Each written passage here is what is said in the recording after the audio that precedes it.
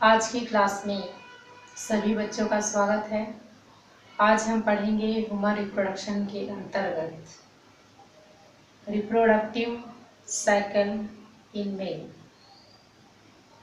इससे पूर्व है ना थोड़ा सा समझ लेते हैं कि द्वितीयक लैंगिक लक्षण जो है क्या होता है। मेल फीमेल में कब जो है द्वितीयक लैंगिक लक्षणों का विकास होता है। तो आपको बता दूं, जो मेल वर्ग जो होते हैं या पुरुष वर्ग जो होते हैं उनमें 12 से 16 वर्ष के बीच में है ना द्वितीयक लैंगिक लक्षणों का विकास जो है होता है, यानी उनमें हार्मोन का विकास जो है होने लगता है।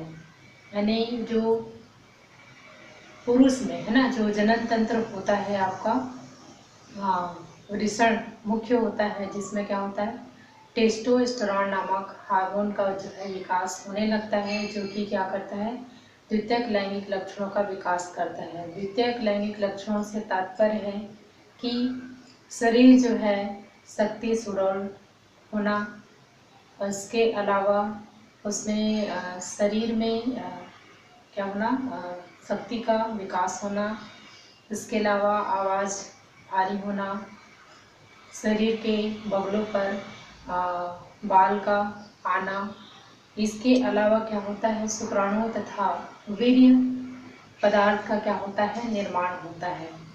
तो ये था आपका पुरुषों में द्वितीयक लैंगिक लक्षणों के बारे में।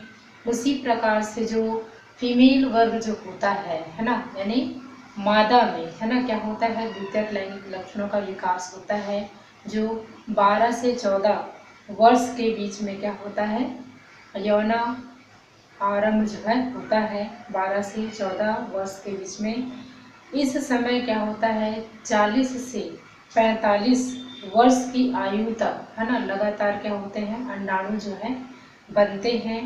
और यौन आरंभ के बाद में स्त्रियों का जो मतलब कहना चाहिए शारीरिक जो बनावट जो होते हैं उसमें क्या होता है चेंजेस आते हैं। तो जैसे कि द्वितीयक लैंगिक लक्षणों से तात्पर्य होता है कि जो जांग जो होते हैं वो क्या होते हैं चौड़े होते हैं, इसके अलावा स्तनों में उभार आने लगता है, इसके साथ ही आवाज़ जो है भारी होता है, इसमें भी बगलों पर क्या होता है या जंघों पर क्या होता है बाल जो है आने लगते हैं। और रजो धर्म या जिसे क्या कहते हैं मासिक धर्म जो है वो प्रारंभ हो जाता है। इसके अलावा क्या होता है आपका विपरीत लिंगों के प्रति जो है आकर्षण जो है होने लगता है। इस प्रकार से मतलब क्या होता है महिलाओं में भी क्या होता है आपका मतलब हार्मोन का स्राव जो है एस्ट्रोजन नामक हार्मोन का स्राव होने लगता है, जो कि द्वितीयक लैंगिक लक्षणों के लिए क्या होता है ये उत्तरदायी होता है।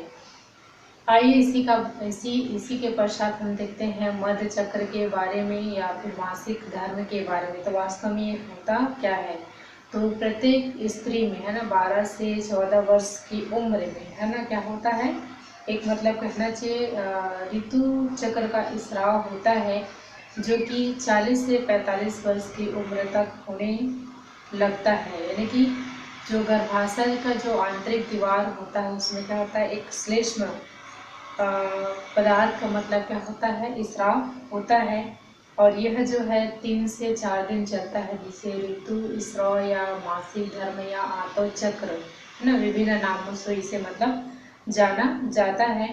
और ये जो है ना 40 से 45 वर्ष की उम्र तक जो है चलने लगता है। लेकिन जब यह जो स्राव जो होता है 40 से 45 वर्ष के बीच में इनका स्राव जो है होना बंद हो जाता है, तब इस अवस्था को हम क्या बोलते हैं रजो निवृत्ति कहा जाता है। ठीक है, इस प्रकार से मतलब क्या होता है कि महिलाओं में है ना क्या होता है एक ऋतु चक्र या मासिक धर्म के रूप में है ना क्या होता है विकास होता है। इसे ही क्या बोलते हैं मादा प्रजनन चक्र या क्या कहा जाता है आपका ऋतु स्राव चक्र जो है कहा जाता है। ऋतु स्राव जो है ना लड़कियों में 12 से 13 वर्ष के मध्य प्रारंभ होता है। यह जो है बाल्यावस्था का अंत माना जाता है। वहीं से ही किशोरावस्था आरंभ होता है। तो ये जो है ना, जब ऋतुस्राव जो है जब क्या होता है प्रारंभ होता है, तो इसके पश्चात में क्या होता है, गर्भ धारण की क्षमता जो है स्त्रियों में आती है। और स्त्रियों में हर माह है ना मतलब अंडाणु का निर्माण होता है, और प्रत्येक जो अंडाशय होता है उनसे क्या होता है अंडोत्सर्ग जो है होता है, यानी कि अंडाणु जो है क्या होता है बाहर निकलता है, जिसको अंडोत्सर्ग जो है कहा जाता है। यह अंडोत्सर्ग जो है दोनों अंडाशयों से मतलब क्या होता है निकलता है, यानी कि हर मंथ क्या होता है एक, यानी कि पहले मंथ में क्या होता है दाहिने अंडाशय से क्या होता है आपका अंडाणु जो है निकलता है। फिर नेक्स्ट मंथ में आपका बाएं अंडाशय से अंडाणु जो है क्या होता है क्रमशः जो है क्रम जो है मतलब चलते रहता है। और इस प्रकार से मतलब क्या होता है ये अंडोत्सर्ग मतलब प्रारंभ होने के बाद में यह जो अंडाणु जो होता है क्या होता है अंडवाहिनी में आता है, और अंडवाहिनी में ही निषेचन की जो क्रिया जो होती है क्या होती है पूर्ण होती है। निषेचित अंडाणु जो होता है ना क्या होता है कुछ दिनों बाद में गर्भाशय में क्या हो जाता है आपका स्थापित हो जाता है, और इस प्रकार से गर्भावस्था क्या होती है वहाँ से प्रारंभ हो जाती है।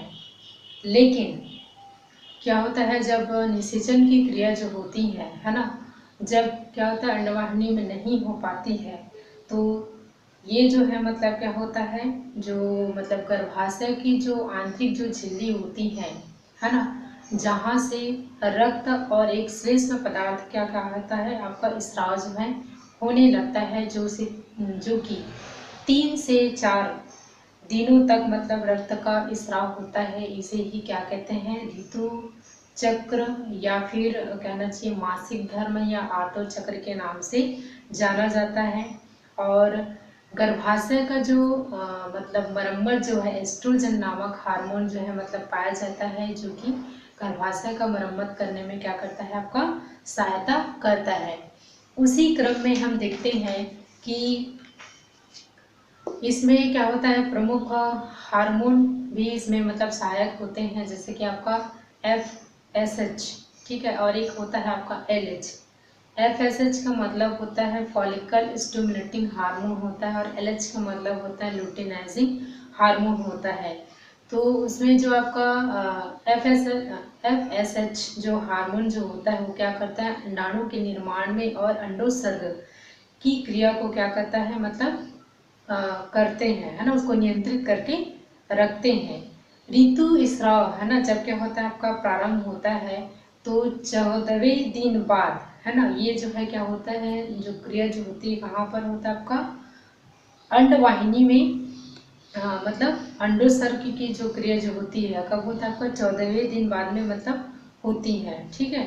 और इसके पश्चात में अंडोत्सर्ग के कुछ देर बाद ही है ना यह जो अंडाणु जो है क्या होता है आपका अंडवाहिनी में पहुंच जाता है, जहां पर 15 से 19वें दिन में क्या होती है इसमें यहीं पर रहता है। और इसी बीच में क्या होता है अंडाणु का निषेचन की क्रिया जो है आपका पूर्ण होता है। तत्पश्चात ये जो है क्या होता है आपका गर्भाशय में जाकर स्थापित हो जाता है। यदि निषेचन की जो मतलब निषेचन की क्रिया जो है जब क्या होती है पूर्ण हो जाती है, तो वहीं से क्या होता है आपका भ्रूण का निर्माण होता है, और भ्रूण से शिशु का निर्माण जो है होता है। इसके पश्चात है ना अन्यथा पुनः अंडोत्सर्ग जो है 13 से 14 दिन बाद है ना, यानी कि निषेचन की क्रिया जो है ना जब जो है पूर्ण नहीं होता, तब 13 से 14वें दिन बाद ऋतु स्राव चक्र द्वारा है ना रक्त और श्लेष्म पदार्थ जो है क्या होते हैं अंडाशय की दीवार से क्या होते हैं वो बाहर आने लगती है। यही जो स्रावित जो पदार्थ होता है इसको ही क्या कहते हैं मध्य चक्र जो है कहा जाता है, या ऋतु स्राव जो है कहा जाता है। इसकी प्रमुख घटनाएं जो है निम्न होती है, या फिर यह निम्न बिंदुओं में होता है। इसमें देखते हैं पहला 1 से लेकर 4 दिन में है ना ऋतु स्राव चक्र जो है होता है, और 5 से 13वें दिन में है ना अंडाशय में पुटिका तथा गर्भाशय में नई एंडोमेट्रिक का निर्माण होता है या फिर मरम्मत की क्रिया जो है पूर्ण होती है। इसके पश्चात थर्ड 14वें दिन में क्या होता है, अंडोत्सर्ग होता है ना, यानी कि अंडाशय से अंडाणु जो है बाहर आने लगता है, जिसे अंडोत्सर्ग कहते हैं। नेक्स्ट पॉइंट है 15 से 19वें दिन में कार्पस लूटियम का निर्माण होता है तथा अंडवाहिनी में मतलब कहना चाहिए अंडाणु का निषेचन की क्रिया जो है होता है। नेक्स्ट पॉइंट 20 से 25 दिन तक निषेचित जो अंडाणु जो होता है गर्भाशय में स्थापित या फिर स्थिर होता है वो। नेक्स्ट पॉइंट 26 से 28वें दिन निषेचन ना होने पर जो कार्पस लूटियम जो होता है वो क्या हो जाता है, आपका नष्ट हो जाता है तथा निषेचन होने पर यही जो है क्या होता है, सक्रिय होता है। तो ये था आपका मध्य चक्र का एक जो कहना चाहिए क्रमवार वर्णन यहाँ पर आपको किया गया है। इसी के अंतर्गत हम देखते हैं मध्य चक्र के अंतर्गत कि कभी कभी होता क्या है कि जो महिलाएं जो होती हैं है ना, या फिर लड़कियां जो होती हैं, उनमें क्या होता है जो ऋतुस्राव जो चक्र होता है 12 से 14 वर्ष के बीच में होता है। लेकिन कभी कभी ऐसा भी होता है कि लड़कियों में यह जो 6 से 10 वर्ष के बीच में भी प्रारंभ हो जाता है। तो ऐसे दशा को क्या कहते हैं, प्रिकोशियस ऋतुस्राव जो है कहा जाता है। ठीक है, तो ऋतुस्राव जो है ना, आने से क्या होता है, इनकी 12 से 13 वर्ष की उम्र में क्या होता है, द्वितीयक लैंगिक लक्षणों का विकास होता है। लेकिन इसमें क्या होता है, आपका 6 से 10 वर्ष की उम्र में है ना ऋतुस्राव जो है प्रारंभ हो जाता है, जिसे द्वितीयक जो लैंगिक लक्षण होते हैं वो समय से पूर्व जो है आने लगते हैं। ठीक है, जिसे हम क्या कहते हैं, प्रिकोशियस ऋतुस्राव चक्र के नाम से जानते हैं। तो आइए हम मेन हमारा जो टॉपिक है ना, रिप्रोडक्टिव साइकिल इन मेल, इसके बारे में पढ़ते हैं। तो ये जो है मतलब क्या है, आपका मानव में है ना, ये जो है अलग अलग क्रम में मतलब पाया जाता है। तो सबसे पहले इसमें देखते हैं आपका युग्मक जनन के बारे में। ठीक है, दूसरा जो पद होता है इसका निषेचन की क्रिया, तीसरा जो होता है रोपण, चौथा होता है भ्रूणी विकास। और भ्रूणी विकास के अंतर्गत कुछ यहाँ पर पद हैं। पहला है विदलन, दूसरा ब्लास्टुला निर्माण, तीसरा गैस्टुला निर्माण, चौथा गैस्टुला से शिशु निर्माण, पांचवा प्रसव और छठवां जो होता है आपका वृद्धि। तो इसका थोड़ा सा संक्षिप्त वर्णन देखते हैं। युग्मक जनन है ना, युग्मक जनन का मतलब होता है कि आपका जो नर युग्मक है और मादा युग्मक, नर युग्मक शुक्राणु और मादा युग्मक अंडाणु है ना, दोनों क्या होते हैं, आपका निषेचन की क्रिया होते हैं, यानी कि संलयन की क्रिया होती है, जिसके पश्चात निषेचन की क्रिया जो है पूर्ण होता है। और क्या होता है, निषेचन पूर्ण होने के बाद में भ्रूण का निर्माण होता है और भ्रूण से मतलब भ्रूण से शिशु निर्माण की जो क्रिया जो होती है वो पूर्ण होता है। नेक्स्ट है इसी में निषेचन। निषेचन का मतलब होता है नर युग्मक तथा मादा युग्मक का मिलना ही क्या कहलाता है, आपका निषेचन की क्रिया कहलाती है।